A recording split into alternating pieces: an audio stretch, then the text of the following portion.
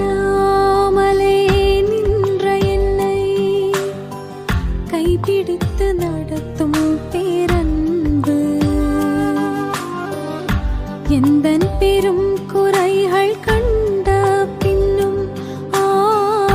நெஞ்சோடு சேர்க்கும் பேரன்பு ஒன்றுமில்லாமலே